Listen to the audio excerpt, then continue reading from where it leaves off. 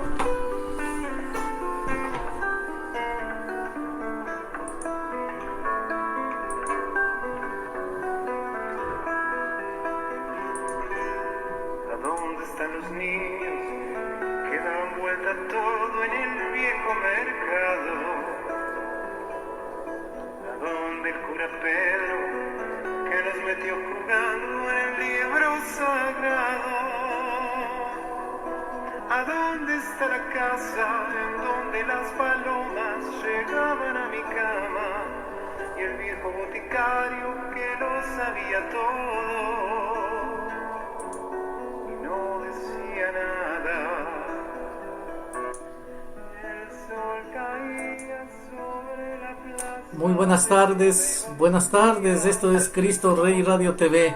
Gracias por la paciencia, por esperarnos. Todos estamos desesperados de escuchar este programa. Estamos muy contentos de tenerle a Doña Flori nuevamente con nosotros y la nutrición, a estas canciones preciosas que nos remontan el alma, el corazón, de donde vinimos, de nuestras raíces.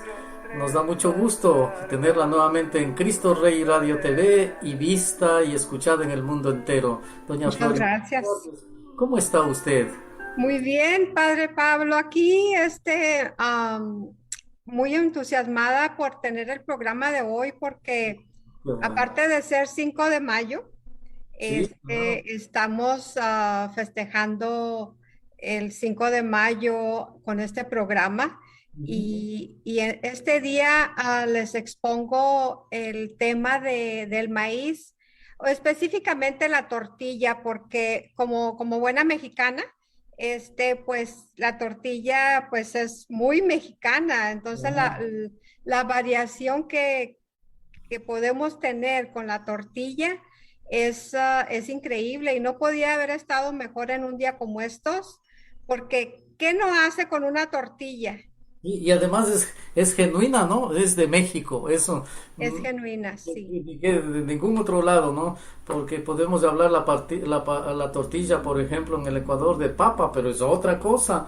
La tortilla valenciana, que es de España, es otra cosa. Otra Pero la cosa. tortilla de México es cosa muy seria. Es cosa muy seria, padre, y es increíble que caiga justo en este día porque, pues, qué mejor que hablar de un tema como este en el 5 de mayo que estamos festejando. Esto pasó en 1862, la batalla contra el Segundo Imperio francés, Sí, sí, sí. que se ganó la victoria México Fue una contra el guerra, Segundo ¿no? Imperio, y una guerra con los franceses. Entonces, pues qué bien. Usted nos puede contar más o menos sobre ese episodio. Yo siempre me quedo impresionado de escuchar, porque pues a mí me gusta mucho la historia, al menos la historia contemporánea, la historia mundial, y me pongo a pensar qué alcances de Napoleón, qué pasó y en esas épocas, qué alcances también de un imperialista, de un conquistador, llegar a Puebla,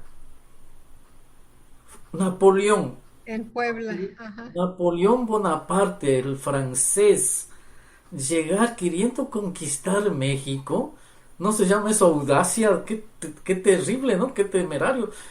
Tiene que ver eso porque pues se entiende, al menos de lo que yo he escuchado la historia, de que fue por la valentía de los mexicanos que pudieron destruir la visión de alguien como un Putin que quisiera que Sí, quisiera venirse, porque él tiene amenazado venirse a sí, Venezuela, ¿ah? Venirse a claro. Venezuela o venirse, si es que los Estados Unidos siguen apoyando a Ucrania, dice, pues, pues muy bien, yo me voy a ir a meter en Venezuela o me voy a ir a meter en Cuba, donde ellos apoyan, para conquistar con esos ánimos de gente ignorante, perdón la palabra gruesa que le estoy diciendo. Sí, Se sí, entiende que así era entonces Napoleón, ¿no? Napoleón. Sí, porque él era muy audaz porque pensó que la tenía ganada, pero no contó con que nuestra gente iba a pelear duro, que en ese tiempo estaba Benito Juárez Claro, como claro, gobernante en oaxaqueño, 1862. ¿no? Oaxaqueño.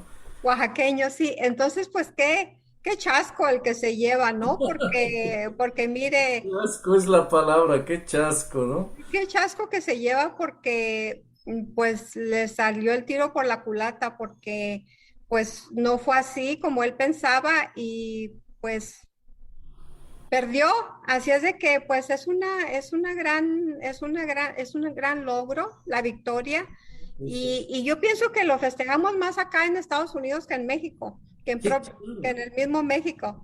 Y es por Entonces, eso que yo supe toda esta historia, porque yo me preguntaba, ¿cuál es el asunto? Pues muy bien, porque de ahí nace también el poderío americano, porque no nos olvidemos que gran parte de la tierra mexicana, como California, como la Florida, como Texas, es fruto del costo de la guerra contra Napoleón, porque pues de todo lo que es el armamento y todo que habían adquirido, la deuda que México adquirió para vencer a semejante monstruo que era Francia, era era parte de la deuda con la que tuvo que pagar con tierra. pues sí, lo que pasa es de que nuestro expresidente Santana Ganas. De México puso como una garantía los 6 estados, estos 6 estados que tienen los nombres en español como Nevada, Colorado, California. Entonces, todos estos estados, Nuevo México, que hoy se llama en inglés, pero Nuevo México es en español, Nuevo México. Inclusive parte de Miami, ¿no? Parte de la Florida. Ah, no creo, no Ah, creo. No, no estoy segura, padre, pero no creo que la Florida, Colorado sí, que es Denver. O sea, el estado de Colorado, Nevada, ya, o sea, ya. el nombre está en español, Nevada. Entonces, perdió esos 6 estados porque estaban a garantía, a garantía. Entonces, Por eso es que yo pienso que los Estados Unidos festeja como si fuera su propia ganancia.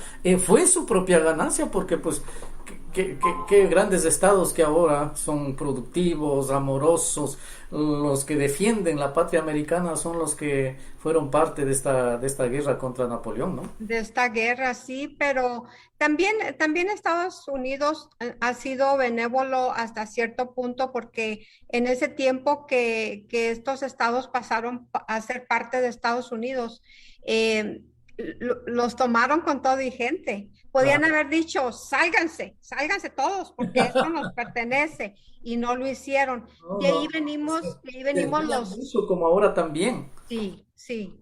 De ahí venimos o yo no soy chicana, Ya, ¿cuál es la otra palabra? Chicano. y los Eh, chicanos. Sí, sí, sí. los chicanos son los mexicanos que ya estaban acá Ya, en ese tiempo, en 1845. ya. Entonces es cuando tomó posesión. Entonces digo, pues es increíble, pero acá Esto estamos. festeja mucho los Estados Unidos por todas esas razones. Por todas esas razones, pero seguimos con lo del tema, padre. Eso, Con mucho gusto les comparto emocionantes hoy temas, ¿no? el tema del maíz. El maíz es parte íntegra de la identidad de México. No solamente es uno de los ingredientes de mayor consumo en el país, sino que el mismo origen de este grano es la zona central de México.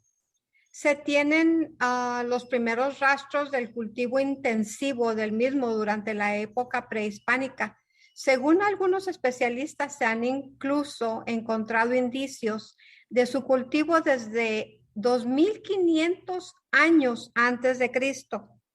Estamos hablando de 2500 años y empezó como a ser como un maíz silvestre que pues nace por ahí, ¿verdad? Pero fue llevado al viejo continente y de allí al mundo.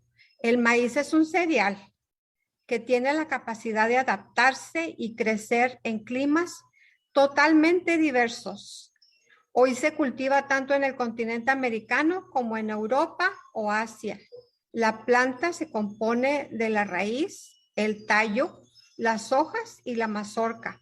Esta última es la que se come, como nosotros conocemos como el elote o el maíz. El elote es antes de que se haga duro y ya se convierte el maíz.